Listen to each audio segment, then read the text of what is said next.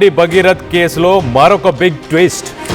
కోర్టులో public prosecutor కీలక వాదనలు చేశారు. ప్రస్తుతం బాధితురాలు ఒక్కరే కాదు, ఇలాంటి వారు మరో నలుగురున్నారు. బండి భగీరథ్ చేతిలో ఇలా మోసపోయిన నలుగురు అమ్మాయిలు ఉన్నారంటూ పబ్లిక్ ప్రాసిక్యూటర్ సెన్సేషనల్ కామెంట్స్ చేశారు.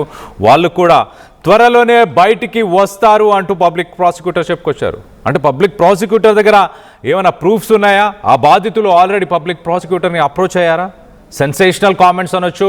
మరొక ఇద్దరు ముగ్గురు నలుగురు ఉన్నారంటున్నారు. దాంట్లో ఒక్కరిద్దరు కూడా ఒక్క కేసు ఫైల్ చేసిన చాలా తీవ్రమైన పరిణామాలు ఎదుర్కోబోతున్నాడు బండి భగీరథ్. సాక్ష్యాధారాలు ఒకవేళ ఉంటే ఈ కేసుకి ఇంకా బలం చేకూరుతుంది. జస్టిస్ మాధవీలత వాటన్నిటిని పరిగణలోకి తీసుకుంటే బండి భగీరథ్కి ఇమీడియట్గా అసలు దానివల్ల ఇమీడియట్గా తాను ఆ కాన్సిక్వెన్సెస్ని ఫేస్ చేయాల్సిన అవసరం ఉంటుంది.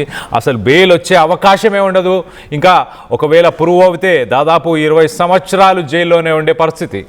నిందితుడి తండ్రి కేంద్ర మంత్రి కావడంతో బెదిరింపులకు పాల్పడుతున్నారు అంటూ పబ్లిక్ ప్రాసిక్యూటర్ చెప్పుకొస్తున్నారు.